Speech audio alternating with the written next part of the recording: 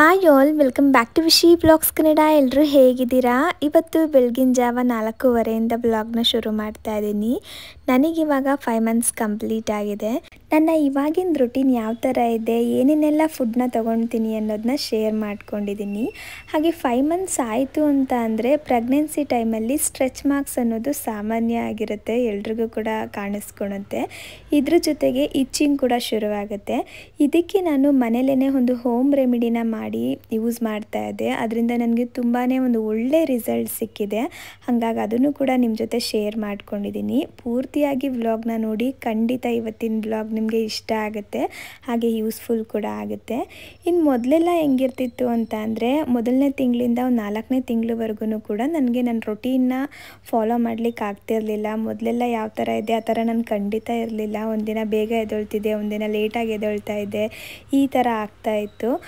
ಜೊತೆಗೆ ನಿದ್ದೆ ಕೂಡ ಸರಿಗೆ ಬರ್ತಾ ಇರಲಿಲ್ಲ. ರಾತ್ರಿ ತುಂಬ ಲೇಟ್ ಮಲಗ್ತಾ ಇದ್ದೆ, 12 ಗಂಟೆ 1 ಗಂಟೆ ಆಗೋದು, ಕೆಲವೊಮ್ಮೆ 3 ಗಂಟೆಗೂ ಕೂಡ ಮಲಗಿರೋದುಂಟು.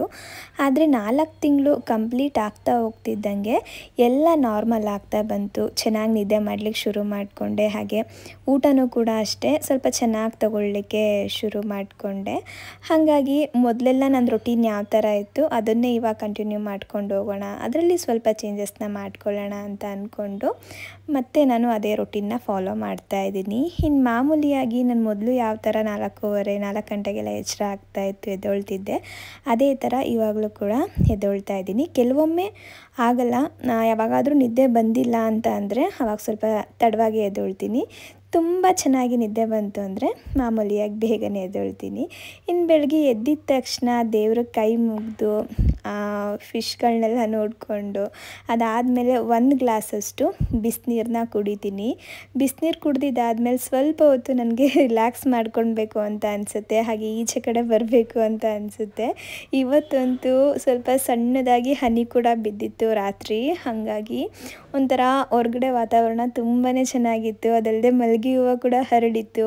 ನಿಮಗೆ ಗೊತ್ತಿರ್ಬೋದು, ಬೆಳಗ್ಗೆ ಮಲ್ಗೆ ಹೂವು ಹರಳಿರುತ್ತಲ್ಲ, ಸ್ಮೆಲ್ ಎಷ್ಟು ಚೆನ್ನಾಗಿರುತ್ತೆ ಅಲ್ಲ.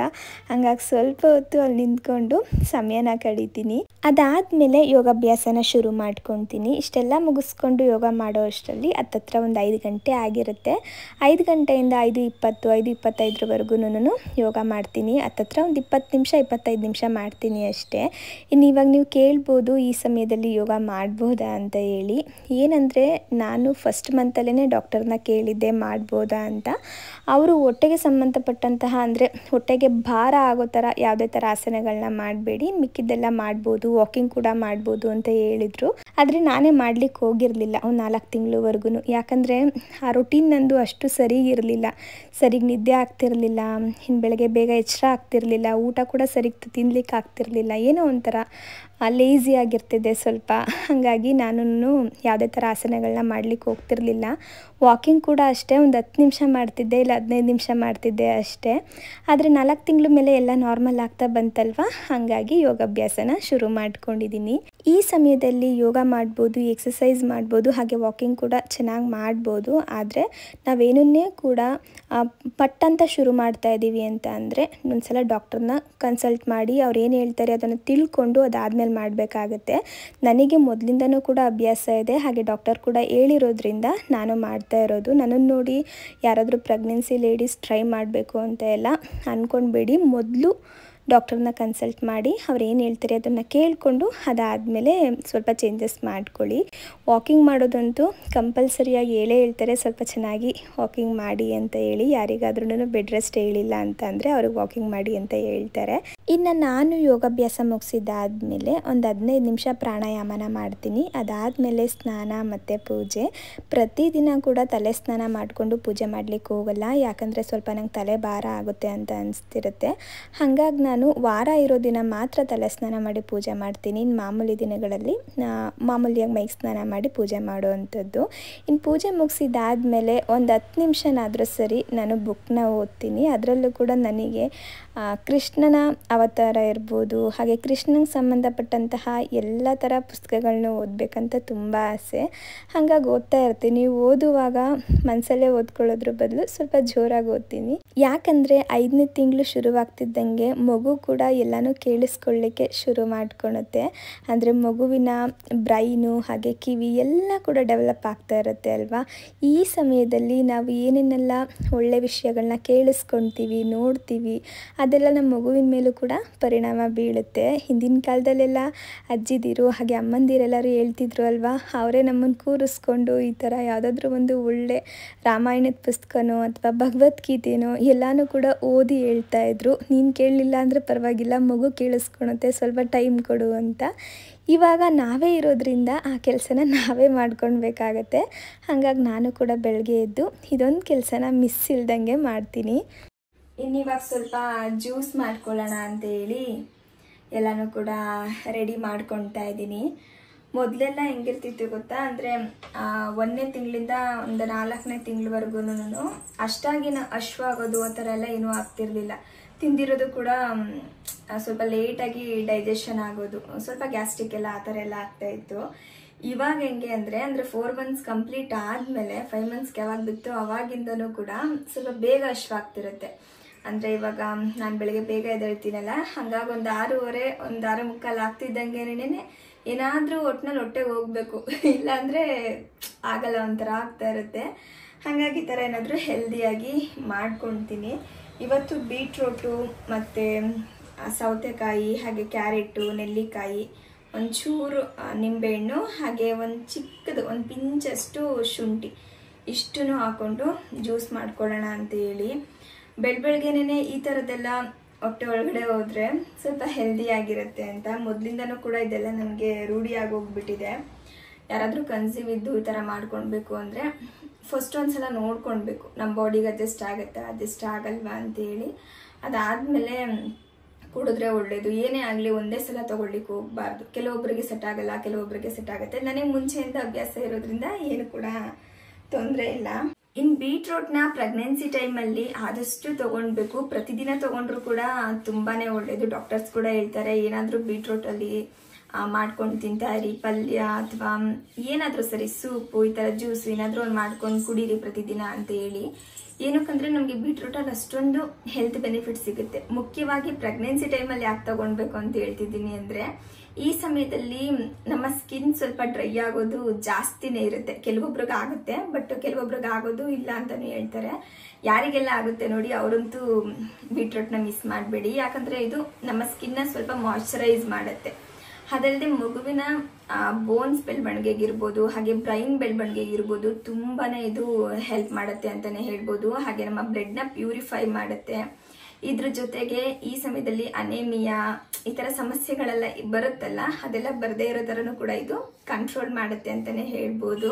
ಜೊತೆಗೆ ಬ್ಲಡ್ ಪ್ರೆಷರ್ನ ಕಡಿಮೆ ಮಾಡುತ್ತೆ. ಹಾಗೆ ಗ್ಯಾಸ್ ಮತ್ತು ಬ್ಲೋಟಿಂಗ್ ಸಮಸ್ಯೆನೂ ಕೂಡ ಇದು ಕಡಿಮೆ ಮಾಡುತ್ತೆ. ಇನ್ನು ಹೇಳ್ತಾ ಹೋದರೆ ಸಾಕಷ್ಟು ಹೆಲ್ತ್ ಬೆನಿಫಿಟ್ಸ್ ಇದೆ. ನೀವು ಬೇಕಿದ್ರೆ ಒಂದ್ಸಲ ಚೆಕ್ ಮಾಡಿ ನೋಡಿ. ಹಾಗಾಗಿ ತಗೊಂಡ್ರೆ ಒಳ್ಳೇದಲ್ವಾ. ನಾನು ಕೂಡ ಪ್ರತಿದಿನ ತಗೊಳ್ಳೋದನ್ನ ರೂಢಿ ಮಾಡ್ಕೊಳ್ತಾ ಇದ್ದೀನಿ. ಏನಾದರೂ ಒಂದು ಮಾಡ್ಕೊಳ್ತೀನಿ. ನಾನು ಮೊದಲಿಂದನೂ ಕೂಡ ತಗೊಳ್ತಾ ಇದ್ದೆ, ಆದರೆ ಒಂದೊಂದ್ಸಲ ನಾವು ಮೊದಲೆಲ್ಲ ನೆಗ್ಲೆಕ್ಟ್ ಮಾಡ್ತೀವಲ್ವಾ, ಬೇಡ ಬಿಡು ನಾಳೆ ನೋಡ್ಕೊಳ್ಳೋಣ ಅಂತ ಎಲ್ಲ. ಆದರೆ ಇವಾಗ ಹಂಗಲ್ಲ, ಪ್ರತಿದಿನ ಕೂಡ ಜ್ಯೂಸ್ ಮಾಡ್ಕೊಂಡಿಲ್ಲ ಅಂದರೂ ಕೂಡ ಏನಾದರೂ ಸಬ್ಜಿ ಇರ್ಬೋದು, ಇಲ್ಲ ಅಂದರೆ ಸಾಂಬಾರ್ಗೆ ಹಾಕೋದು, ಇಲ್ಲ ಅಂದರೆ ಸ್ವಲ್ಪ ಸ್ಟೀಮ್ ಮಾಡ್ಕೊಂಡು ಹಂಗೆ ತಿನ್ನೋದು, ಏನೋ ಒಂದು ಮಾಡ್ಕೊಳ್ತಾ ಇರ್ತೀನಿ. ಅದರಲ್ಲೂ ಕೂಡ ಇದರಲ್ಲಿ ಸಾಲೆಡ್ ಎಲ್ಲ ಮಾಡ್ಕೊಳ್ಬೇಕು, ತುಂಬಾ ಚೆನ್ನಾಗಿರುತ್ತೆ. ಇಷ್ಟನ್ನು ಕೂಡ ಮಾಮೂಲಿಯಾಗಿ ಸ್ವಲ್ಪ ನೀರು ಹಾಕ್ಕೊಂಡು ನುಣ್ಣು ಗ್ರೈಂಡ್ ಮಾಡಿಕೊಂಡು ಕುಡಿತೀನಿ. ಕೆಲವೊಮ್ಮೆ ಶೋಧಿಸ್ಕೊಂಡು ಕುಡಿತೀನಿ, ಕೆಲವೊಮ್ಮೆ ಹಂಗೆ ಕುಡಿತೀನಿ. ಯಾಕಂದರೆ ಒಂದೊಂದು ಸಲ ನನಗೆ ಡೈಜೆಷನ್ ಆಗ್ತಾ ಇಲ್ಲ ಅಂತ ಅನಿಸುತ್ತೆ, ಹಾಗಾಗಿ ಶೋಧಿಸ್ಕೊಂಡು ಕುಡಿಯೋದು. ಇದ್ರ ಜೊತೆಗೆ ಸ್ವಲ್ಪ ಬಾದಾಮಿ ಹಾಗೆ ಖರ್ಜೂರ ದ್ರಾಕ್ಷಿನೂ ಕೂಡ ರಾತ್ರಿನೇ ನೆನೆಸಿಟ್ಟಿದ್ದೆ ಅಂತ ಹೇಳಿದ್ನಲ್ಲ, ಅದನ್ನು ಕೂಡ ತಿನ್ಕೊಳ್ತೀನಿ. ಇಷ್ಟು ತಿಂದರೆ ಸ್ವಲ್ಪ ನನಗೆ ಹೊಟ್ಟೆ ತುಂಬಿತು ಅಂತ ಅನಿಸುತ್ತೆ. ಇನ್ನು ಈಚೆ ಕಡೆ ಕುತ್ಕೊಳ್ಳೋದಂತೂ ನನಗೆ ತುಂಬಾ ಇಷ್ಟ. ಬೆಳಗ್ಗೆ ಹೊತ್ತು ಇಲ್ಲಿ ಕುತ್ಕೊಂಡು ಆರಾಮಾಗಿ ಸ್ವಲ್ಪ ಹೊತ್ತು ರಿಲ್ಯಾಕ್ಸ್ ಮಾಡಿಕೊಂಡು ಏನಾದರೂ ಒಂದು ತಿನ್ಕೊಳ್ತಾ ಇದ್ದರೆ ಒಂಥರ ಮನಸ್ಸಿಗೆ ಸಮಾಧಾನ ಆಗುತ್ತೆ. ಹಾಗಾಗಿ ಹೊರಗಡೆನೇ ಸ್ವಲ್ಪ ಹೊತ್ತು ಸಮಯ ಕಳಿತೀನಿ. ಅದಲ್ಲದೆ ನಮಗೆ ಕೂಡ ವಿಟಮಿನ್ ಡಿ ಬೇಕಲ್ವಾ, ಹಾಗಾಗಿ ಈಚೆ ಕುತ್ಕೊಳ್ಳೋದು. ಇವತ್ತಷ್ಟು ಬಿಸಿಲಿಲ್ಲ, ಆದರೆ ಪ್ರತಿದಿನ ಕೂಡ ಈ ಸಮಯದಲ್ಲಿ ಒಂದು ಒಳ್ಳೆ ಬಿಸಿಲು ಬರುತ್ತೆ. ಇನ್ನು ತಿಂಡಿಗೆ ರೆಡಿ ಮಾಡ್ಕೊಳ್ಳಿಕ್ಕಿಂತ ಮುಂಚೆ ಯಾವುದಾದ್ರೂ ದೇವ್ರ ಸಾಂಗ್ನ ಪ್ಲೇ ಮಾಡ್ತೀನಿ. ನನಗೆ ಕೃಷ್ಣನ ಸಾಂಗ್ಸ್ ಅಂದರೆ ತುಂಬಾ ಇಷ್ಟ, ಹಾಗಾಗಿ ಆ ಸಾಂಗ್ಗಳನ್ನ ಜಾಸ್ತಿ ನಾನು ಹಾಕ್ತಾ ಇರ್ತೀನಿ. ಹಾಡು ಕೇಳಿಕೊಂಡು ತಿಂಡಿ ಕೆಲಸನ ಮುಗಿಸ್ಕೊಳ್ತೀನಿ. ತಿಂಡಿನ ನಾನು ಬೆಳಗ್ಗೆ ಹೊತ್ತು ಆದಷ್ಟು ಸಿಂಪಲ್ಲಾಗಿ ಮಾಡ್ಕೊಳ್ಳಿಕ್ಕೆ ಟ್ರೈ ಮಾಡ್ತೀನಿ. ಹೆವಿಯಾಗೆಲ್ಲ ಮಾಡ್ಕೊಳಲ್ಲ, ಹಾಗೆ ಜಾಸ್ತಿ ಟೈಮ್ ಕೊಡೋಕ್ಕೂ ಕೂಡ ಹೋಗಲ್ಲ ನಾನು, ಸುಸ್ತಾಗತ್ತೆ ಅಂತ. ಇವತ್ತು ಸ್ವಲ್ಪ ತರಕಾರಿ ಹಾಗೆ ಸೊಪ್ಪೆಲ್ಲ ಹಾಕ್ಕೊಂಡು ಒಂದು ಸ್ಪೆಷಲ್ ಡಿಶ್ ಮಾಡೋಣ ಅಂತ. ಇದಕ್ಕೆ ನಾನು ಸಿಹಿಗೆಣಸು, ಕ್ಯಾರೆಟ್ ಮತ್ತು ರಾಜ್ಮಾ, ಬಟಾಣಿನ ನೀರು ಹಾಕ್ಬಿಟ್ಟು ಸ್ವಲ್ಪ ಉಪ್ಪು ಹಾಕಿ ಬೇಯಿಸ್ಕೊಳ್ತಾ ಇದ್ದೀನಿ. ರಾಜ್ಮಾನ ರಾತ್ರಿನೇ ನೆನೆಸಿಟ್ಟಿರಬೇಕು, ಇಲ್ಲಾಂದರೆ ಅದು ಬೇಗ ಬೇಯಲ್ಲ. ಒಂದೆರಡು ವಿಷಲ್ ತೆಗೆಸಿದ್ರೆ ಇವಾಗ ಬೆಂದೋಗ್ಬಿಡುತ್ತೆ. ಇನ್ನು ಅದನ್ನು ನಾವು ಸ್ಟೀಮ್ ಕೂಡ ಮಾಡ್ಕೊಳ್ಬೋದು. ಇವತ್ತು ನಾನು ಸ್ಟೀಮ್ ಮಾಡಲಿಕ್ಕೆ ಹೋಗಲಿಲ್ಲ, ಕುಕ್ಕರ್ಗೆ ಹಾಕ್ಬಿಟ್ಟೆ. ಇನ್ನು ಅಷ್ಟರಲ್ಲಿ ಸ್ವಲ್ಪ ಸೊಪ್ಪನ್ನು ಕೂಡ ಬಿಡಿಸ್ಕೊಂಬಿಡೋಣ ಅಂತೇಳಿ ಮೆಂತ್ಯ ಸೊಪ್ಪನ್ನ ಬಿಡಿಸ್ತಾ ಇದ್ದೀನಿ. ಇದರಲ್ಲಿ ಚಪಾತಿ ಮಾಡೋಣ ಅಂತ ಒಂದು ಅರ್ಧ ಕಟ್ಟಷ್ಟು ಮೆಂತ್ಯ ಸೊಪ್ಪನ್ನ ಸಣ್ಣದಾಗಿ ಕಟ್ ಮಾಡಿ ತೊಳ್ಕೊಂಡ್ಬಿಟ್ಟು ಒಂದು ಬೌಲ್ಗೆ ನಾನು ಒಂದು 4ರಿಂದ 5 ಚಪಾತಿ ಆಗೋವಷ್ಟು ಹಿಟ್ಟನ್ನ ಹಾಕ್ಕೊಂಡು ಅದಕ್ಕೆ ಈ ಸೊಪ್ಪು ಹಾಗೆ ಹಸಿರು ಮೆಣಸಿನ್ಕಾಯಿ ಮತ್ತು ಶುಂಠಿ, ಒಂದು ಸ್ವಲ್ಪ ಜೀರಿಗೆ, ಮೂರನ್ನು ಕೂಡ ಚೆನ್ನಾಗಿ ಕುಟ್ಕೊಳ್ಬೇಕು.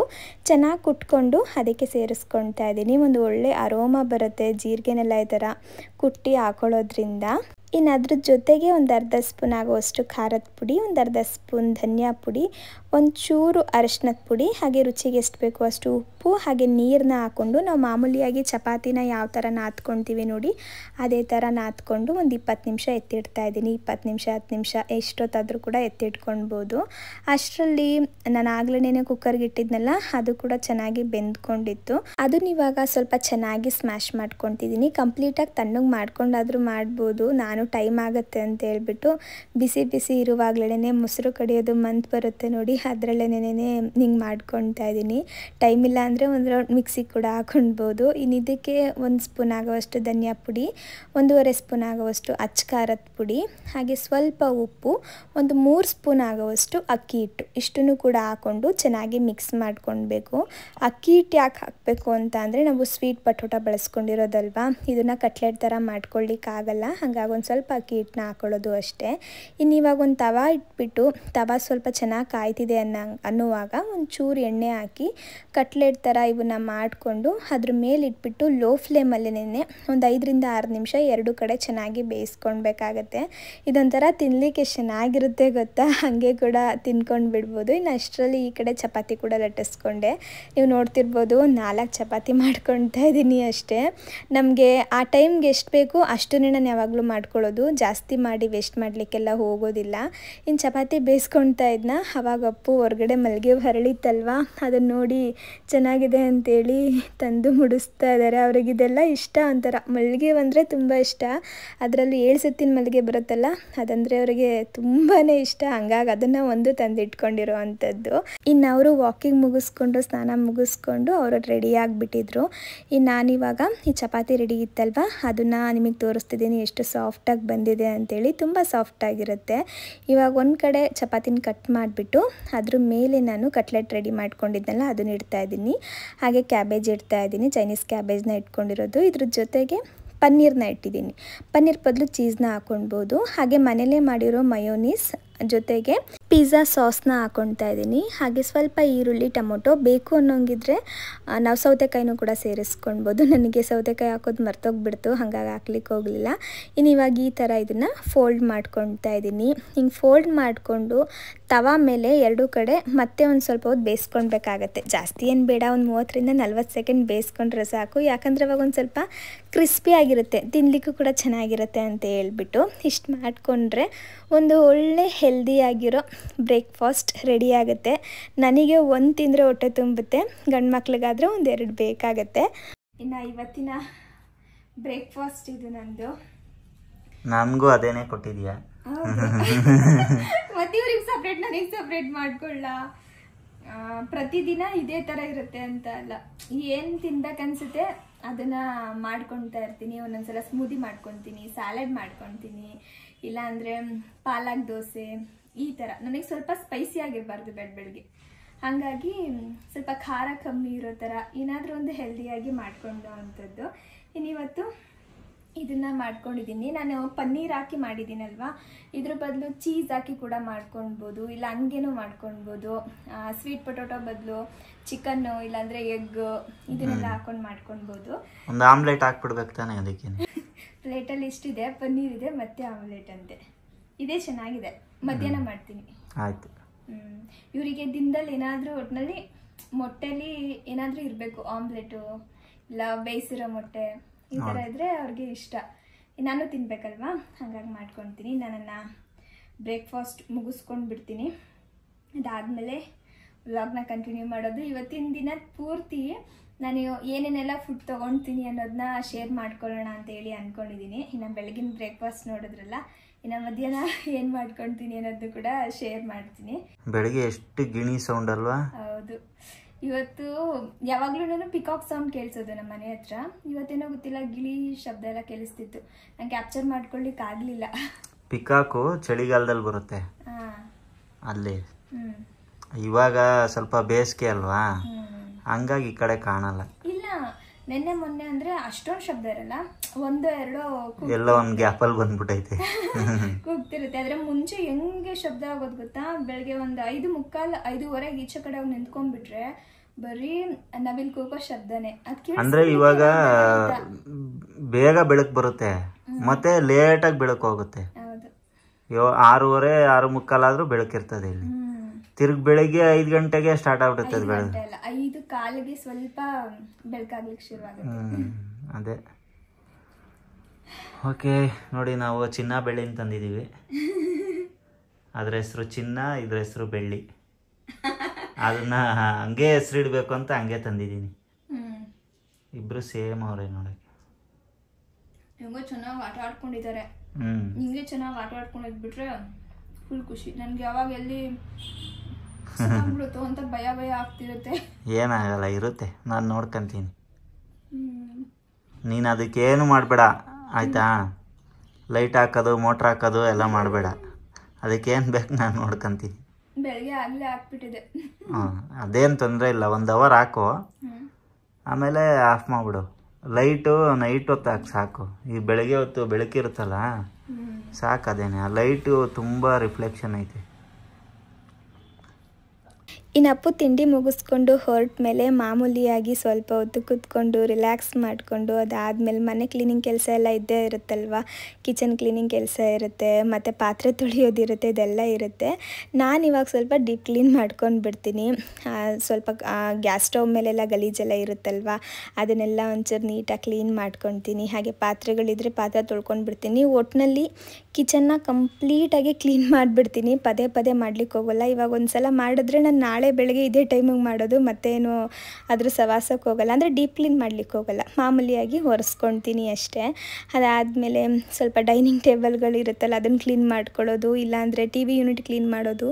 ಪ್ರತಿದಿನ ಒಂದೊಂದು ಡಿವೈಡ್ ಮಾಡ್ಕೊಂಡು ಬಿಡ್ತೀನಿ. ಇವತ್ತು ಹಾಲ್ನ ಕ್ಲೀನ್ ಮಾಡ್ಕೊಳ್ಬೇಕು, ಇವತ್ತು ಕಿಚನ್ನು, ಇವತ್ತು ರೂಮು ಅಂತ. ಯಾಕಂದರೆ ಒಂದೇ ದಿನ ಎಲ್ಲ ಡೀಪ್ ಕ್ಲೀನ್ ಮಾಡ್ತೀನಿ ಅಂದರೆ ತುಂಬ ಸುಸ್ತಾಗಿಬಿಡುತ್ತೆ. ಈ ಥರ ಮಾಡ್ಕೊಳ್ಳೋದ್ರಿಂದ ಸುಸ್ತು ಕೂಡ ಆಗೋದಿಲ್ಲ ಅಂತ ಹೇಳ್ಬಿಟ್ಟು.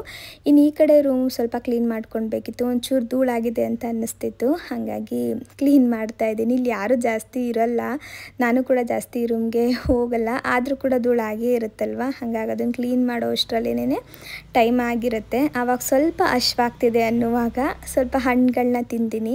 ಆರೆಂಜ್ ಅಂತೂ ನಾನು ಮಿಸ್ಸೇ ಮಾಡಲ್ಲ, ನಂಗೆ ತುಂಬ ಇಷ್ಟ ಆಗುತ್ತೆ. ಅದರ ಜೊತೆಗೆ ಸ್ವಲ್ಪ ಲೀಚಿ ಇರ್ಬೋದು, ಮತ್ತು ಚೆರ್ರಿ, ಇದನ್ನೆಲ್ಲ ತೊಗೊಂಡಿದ್ದೀನಿ. ಇದ್ರ ಜೊತೆಗೆ ಮುಖ್ಯವಾಗಿ ಪ್ರೋಟೀನ್ ಬಾರ್ ತೊಗೊಳ್ತೀನಿ, ಇಲ್ಲಾಂದರೆ ಲಡ್ಡು ಮಾಡಿ ಇಟ್ಕೊಂಡಿರ್ತೀನಿ. ಇದನ್ನಂತೂ ನಾನು ಮಿಸ್ ಮಾಡೋದೇ ಇಲ್ಲ.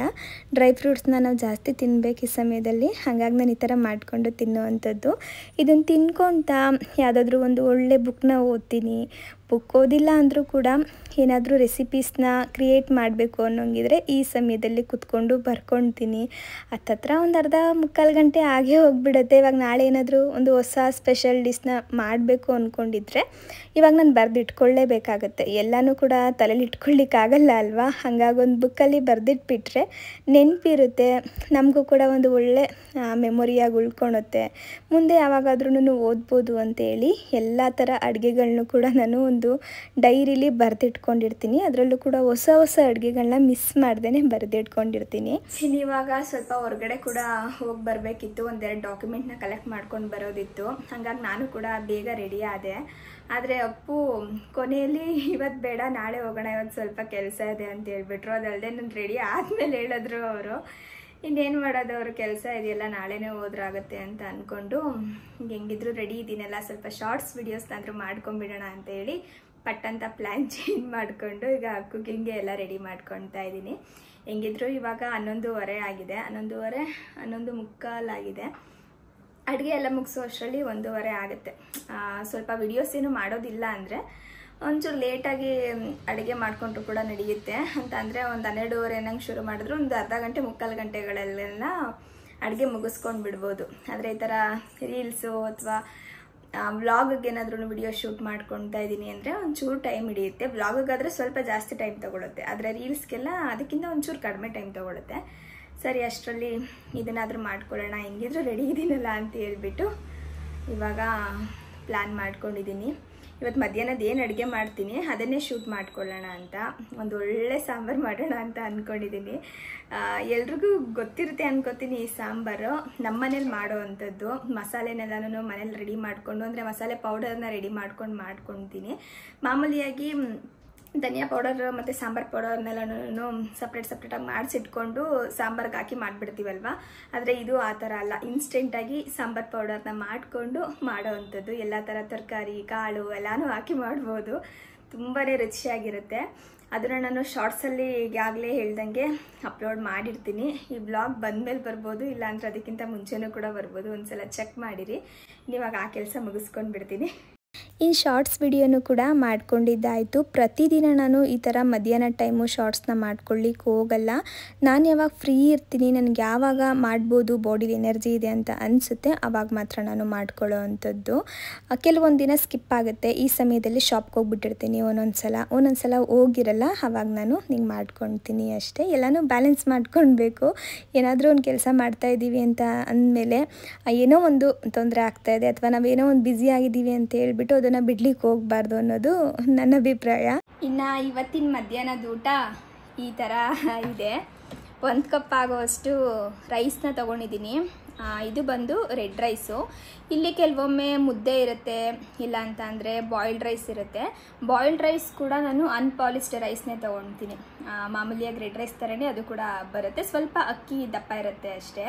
ಮಂಗಳೂರು ಸೈಡಲ್ಲಿರೋರಿಗೆಲ್ಲ ತುಂಬ ಚೆನ್ನಾಗಿ ಗೊತ್ತಿರುತ್ತೆ. ಅದು ತುಂಬಾ ರುಚಿಯಾಗಿರುತ್ತೆ. ಗಟ್ಟಿ ಸಾಂಬಾರು ಏನಾದರೂ ಮಾಡಬೇಕು, ಇಲ್ಲ ಮೊಸರು ಹಾಕೊಂಡು ತಿನ್ನಬೇಕು, ಎಷ್ಟು ಚೆನ್ನಾಗಿರುತ್ತೆ ಅಂದರೆ ಇನ್ನೊಂದು ತಿನ್ನೋಣ ಅನಿಸ್ತಿರುತ್ತೆ, ಅಷ್ಟು ರುಚಿಯಾಗಿರುತ್ತೆ. ಅನ್ಪಾಲಿಶ್ಡ್ ರೈಸ್ನ ಜಾಸ್ತಿ ಏನಕ್ಕೆ ಬಳಸ್ತೀನಿ ನಮ್ಮ ಮನೇಲಿ ಅಂತ ಅಂದರೆ ಅದರಲ್ಲಿ ನಮಗೆ ಸ್ವಲ್ಪ ಫೈಬರ್ ಕಂಟೆಂಟು ಕೂಡ ಸಿಗುತ್ತೆ. ಹಾಗಾಗಿ ನಾನು ಬಳಸೋವಂಥದ್ದು. ವೈಟ್ ರೈಸ್ ಕೂಡ ಯೂಸ್ ಮಾಡ್ತೀವಿ.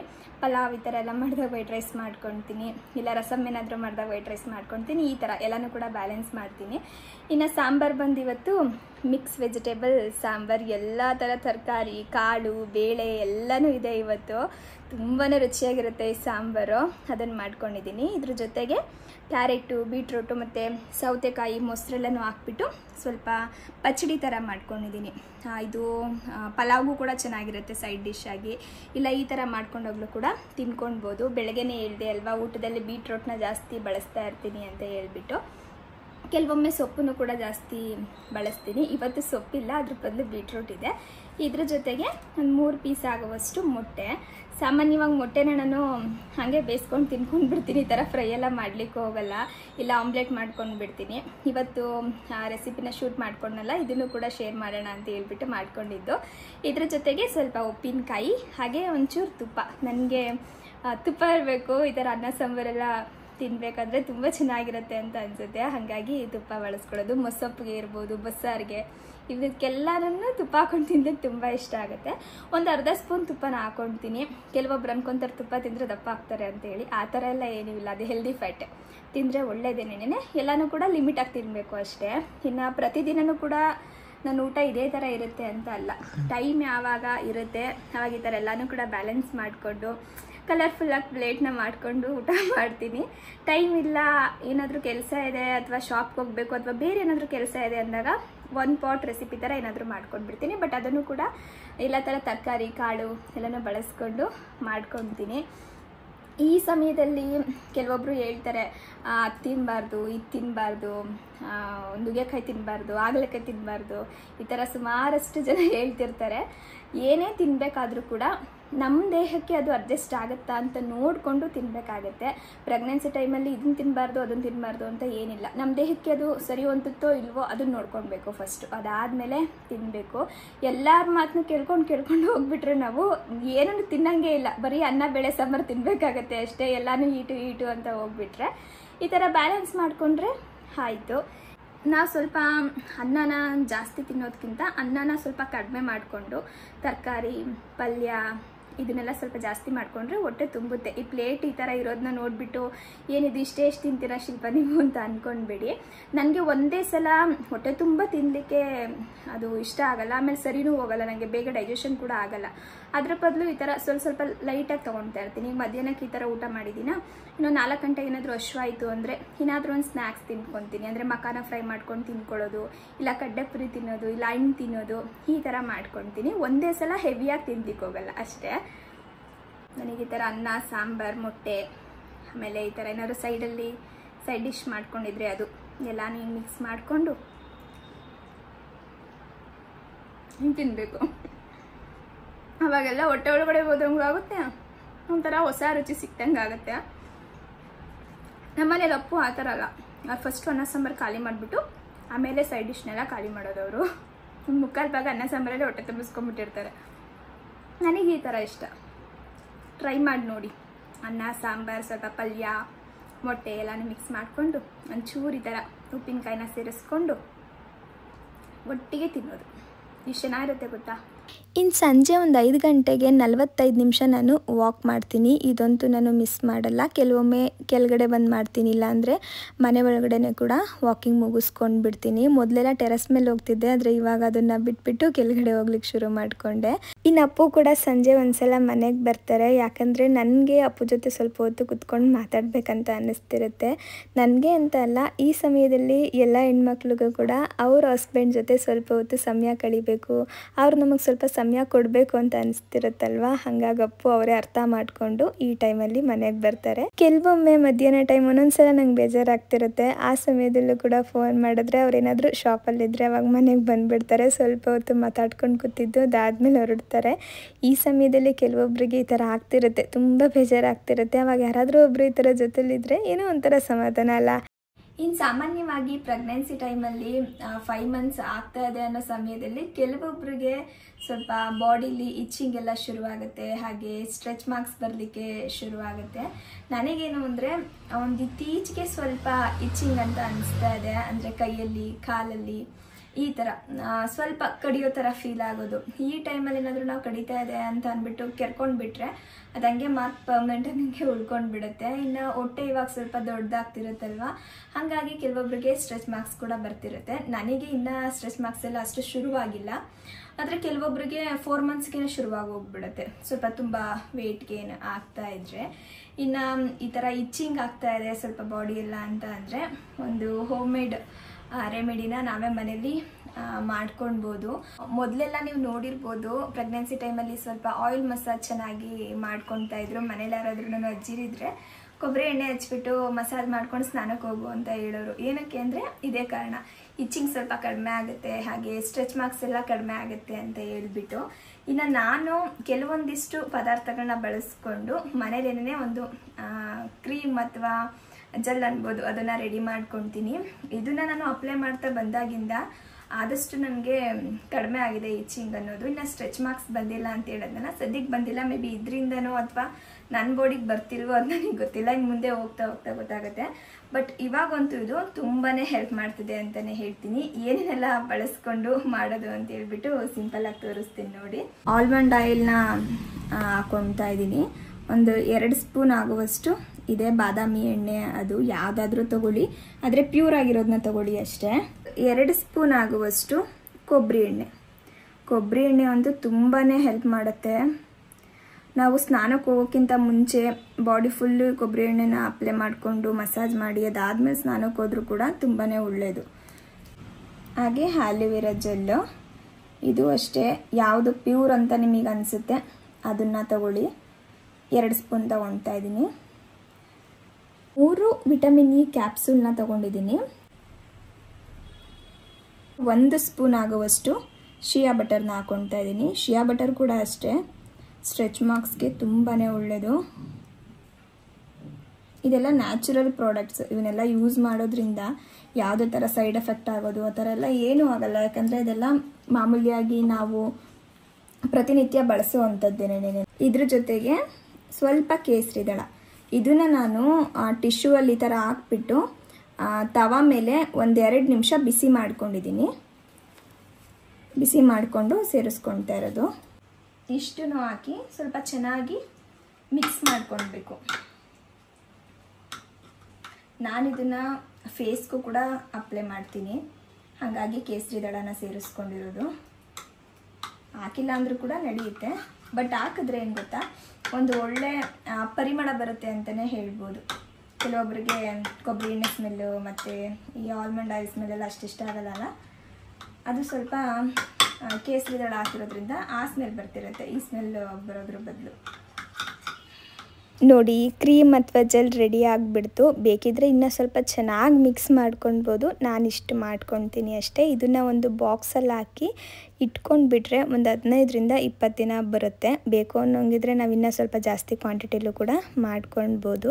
ನಾನಿಲ್ಲಿ ನಿಮಗೆ ಹ್ಯಾಂಡ್ಸ್ಗೂ ಕೂಡ ಅಪ್ಲೈ ಮಾಡಿ ತೋರಿಸ್ತಾ ಇದ್ದೀನಿ. ನೀವು ನೋಡ್ತಿರ್ಬೋದು, ನಿಜವಾಗ್ಲೂ ಕೂಡ ಯಾವುದೇ ಥರ ಬ್ಯಾಡ್ ಸ್ಮೆಲ್ ಬರುತ್ತೆ ಅಂತ ಅನಿಸಲ್ಲ, ತುಂಬಾ ಚೆನ್ನಾಗಿರುತ್ತೆ. ಇನ್ನು ನಾವು ಆಯಿಲ್ನೆಲ್ಲ ಮಿಕ್ಸ್ ಮಾಡಿರೋದ್ರಿಂದ ಇದನ್ನು ನಾವು ನೀಟಾಗಿ ವಾಶ್ ಮಾಡ್ಕೊಳ್ಬೋದು. ಆ ಎಣ್ಣೆ ಎಲ್ಲ ಹೋಗುತ್ತಾ ಅನ್ನೋಂಗಿದ್ರೆ ಯಾವಾಗಲೂ ಕೂಡ ಅಷ್ಟೇ, ಎಣ್ಣೆನ ಕಂಪ್ಲೀಟಾಗಿ ಹೋಗಿಸ್ಕೊಳ್ಳೋದು ಅಷ್ಟೊಂದು ಒಳ್ಳೆಯದಲ್ಲ. ಹಾಗಾಗಿ ನಾನು ಸ್ನಾನಕ್ಕೆ ಯಾವುದೇ ಥರ ಸೋಪ್ನ ಯೂಸ್ ಮಾಡಲ್ಲ. ಅದ್ರ ಬದಲು ಬಾತಿಂಗ್ ಪೌಡರ್ನ ಮನೆಯಲ್ಲೇ ರೆಡಿ ಮಾಡಿಕೊಂಡು ಯೂಸ್ ಮಾಡ್ತೀನಿ. ಇದ್ರದ್ದು ಪೌಡರ್ ನಿಮಗೆ ಯಾವ ಥರ ಮಾಡೋದು ಅನ್ನೋದು ಬೇಕಿದ್ರೆ ನನಗೆ ಕಮೆಂಟ್ ಮಾಡಿ, ನಾನು ನೆಕ್ಸ್ಟ್ ಬ್ಲಾಗಲ್ಲಿ ಶೇರ್ ಮಾಡ್ತೀನಿ. ಇನ್ನು ಇವತ್ತಿನ ರಾತ್ರಿ ಊಟಕ್ಕೆ ಬೇರೆ ಏನೂ ಮಾಡಿಲ್ಲ, ಸಾಂಬಾರಿತ್ತು, ಅದಕ್ಕೆ ಸ್ವಲ್ಪ ಮುದ್ದೆ ಮಾಡಿಬಿಟ್ಟಿದ್ದೀನಿ. ಅಪ್ಪು ಊಟ ಮಾಡ್ಕೊಳ್ತಾರೆ ಅಂತ. ನಾನು ಸಾಮಾನ್ಯವಾಗಿ ರಾತ್ರಿ ಹೊತ್ತು ಸ್ವಲ್ಪ ಲೈಟಾಗೇ ತಿನ್ನೋದು. ನನಗೇನೋ ಹೆವಿಯಾಗಿ ತಿಂದು ಮಲಗಲಿಕ್ಕೆ ಆಗಲ್ಲ, ಮೊದಲಿಂದನೂ ಕೂಡ ಅದು ಅಭ್ಯಾಸ ಆಗೋಗ್ಬಿಟ್ಟಿದೆ. ಇನ್ನು ಸ್ವಲ್ಪ ಕಾಳನ್ನ ಸ್ಟೀಮ್ ಮಾಡಿಟ್ಟಿದ್ದೀನಿ, ಅದನ್ನು ತಿನ್ಕೊಂಡು ಮಲ್ಕೊಂಡ್ರೆ ಆಯಿತು. ಇನ್ನು ಪೂರ್ತಿ ದಿನದ ಬ್ಲಾಗ್ನ ನೀವು ನೋಡಿರ್ತೀರಾ ಅಂತ ಅಂದ್ಕೊಂಡಿದ್ದೀನಿ. ಇವತ್ತಿನ ಬ್ಲಾಗ್ನ ನೀವು ಕೂಡ ಎಂಜಾಯ್ ಮಾಡಿರ್ಬೋದು. ಪ್ರತಿದಿನ ಇದೇ ಥರ ನನ್ನ ರೊಟೀನ್ ಇರುತ್ತೆ ಅಂತ ಅಲ್ಲ, ಒಂದೊಂದು ದಿನ ಹೆಚ್ಚು ಕಡಿಮೆ ಆಗುತ್ತೆ. ಆದಷ್ಟು ಇದೇ ಥರ ಇರಲಿಕ್ಕೆ ನಾನು ಟ್ರೈ ಮಾಡ್ತಾ ಇರ್ತೀನಿ. ಇವಾಗ 5 ಮಂತ್ಸು, ಇವಾಗ ಇಷ್ಟು ಆ್ಯಕ್ಟಿವ್ ಆಗಿದ್ದೀನಿ ಅಂತ ಹೇಳ್ಬಿಟ್ಟು 6 ಮಂತ್ಸ್ 7 ಮಂತ್ಸಲ್ಲೂ ಕೂಡ ಇದೇ ಥರ ಇರ್ತೀನಿ ಅಂತ ಹೇಳಲಿಕ್ಕೂ ಕೂಡ ಆಗಲ್ಲ. ಸ್ವಲ್ಪ ಹೊಟ್ಟೆ ಮುಂದೆ ಬರ್ತಾ ಬರ್ತಾ ನಮಗೂ ಕೂಡ ಒಂಚೂರು ಸುಸ್ತಾಗ್ತಾ ಇರುತ್ತೆ. ಜಾಸ್ತಿ ಹೊತ್ತು ನಿಂತ್ಕೊಳ್ಳಿಕ್ಕೆ ಆಗ್ತಿರಲ್ಲ, ಸ್ವಲ್ಪ ರೆಸ್ಟ್ ಜಾಸ್ತಿ ತೊಗೊಳ್ಬೇಕಾಗಿರುತ್ತೆ, ಈ ಥರ ಎಲ್ಲ ಇರುತ್ತೆ. ಸದ್ಯಕ್ಕಂತೂ ಇಷ್ಟು ಆ್ಯಕ್ಟಿವ್ ಆಗಿ ಇದ್ದೀನಿ. ಇನ್ನು ವ್ಲಾಗ್ನ ಪೂರ್ತಿಯಾಗಿ ನೋಡಿದರೆ ಪ್ಲೀಸ್ ಒಂದು ಲೈಕ್ ಮಾಡಿ. ಹಾಗೆ ಇನ್ನು ಯಾರಾದರೂ ನನ್ನ ಚಾನಲ್ನ ಸಬ್ಸ್ಕ್ರೈಬ್ ಮಾಡದೆ ನೋಡ್ತಿದ್ರೆ ಪ್ಲೀಸ್ ಸಬ್ಸ್ಕ್ರೈಬ್ ಮಾಡ್ಕೊಂಡು ಕೂಡ ನೋಡಿ, ಆಯಿತಾ?